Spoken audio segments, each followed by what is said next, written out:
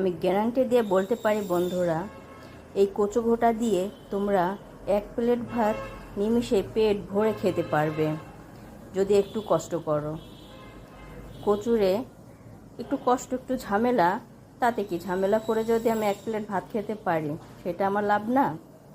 কচুরে কোটো ধও, তারপর হচ্ছিল সেটারে আম পাতা দিয়ে সেদ্ধ করে তারপরে আবার পাটায় বাটতে হবে, বেটে পরে হচ্ছে রান্নার প্রসেস করতে হবে।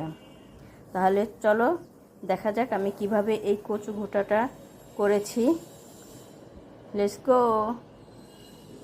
আসসালামু আলাইকুম বন্ধুরা, কেমন আছেন? আলহামদুলিল্লাহ আমি ভালো আছি। আমি আজকে কচু রান্না করব, কিভাবে রান্না করব সেটা দেখাচ্ছি তোমাদেরকে। আগে পেঁয়াজ মরিচ রসুন দিয়ে একটু নাড়াচাড়া করতেছি তেলের মধ্যে। এই তো আমি একে এর মধ্যে সমস্ত মশলা দিয়ে দিয়েছি, হলুদের গুঁড়া, মরিচের গুঁড়া, একটু আদা রসুনের পেস্ট দিয়েছি। এখন এই মশলার মধ্যে আমি 2টা টাকি মাছ দিয়ে দিব। এই টাকি মাছগুলো সেদ্ধ হলে এর মধ্যে কাটা যে আছে কাটা ফেলে দিব। এই তো মাছের কাটা ফেলে মাছ এভাবে মশলার সাথে একটু মিক্স করে নেব। মাছ এভাবে একটু ভেঙে দিলে তাহলে কচুটার সাথে মাছটা মিশে যাবে। ভেঙে দিচ্ছি মাছটারে। আমি এই মশলা আর মাছের সাথে এখন এই কচু দিয়ে দিব।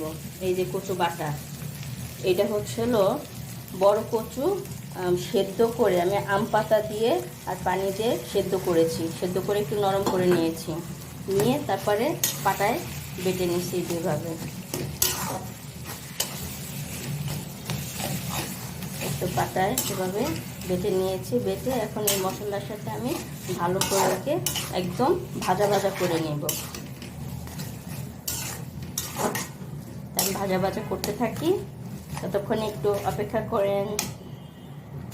এই তো বন্ধুরা আমার কচু ভাজা হয়ে গেছে প্রায়। এই তো দেখো আমি কড়াই চেঞ্জ করেছি। ফার্স্টে যে একটা চকচকা কড়াই ছিল সেটা বাদ দিয়ে কালো একটা কড়াই নিয়েছি। কথায় আছে না যে চকচক করলে স্বর্ণ হয় না, তা আমার অবস্থা সেটাই। এই সুন্দর কড়াইটার মধ্যে রাঁধতে গেছিলাম, দেখো কড়াইটা পুড়ে কি অবস্থা।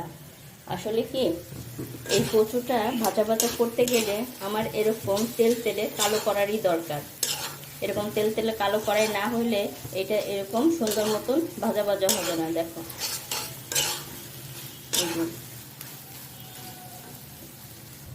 এই তো আমার কচু হয়ে গেছে। আসলে এটা হচ্ছে কচু ঘোটা। এই তো এখন এটাকে তুলে নিব। আল্লাহ হাফেজ। এই যে কচু ঘোটা দিয়ে ভাত খাওয়া হচ্ছে, খেয়ে দেখো তো আমার কচু ঘোটা কেমন হয়েছে। বিসমিল্লাহির আলহামদুলিল্লাহ।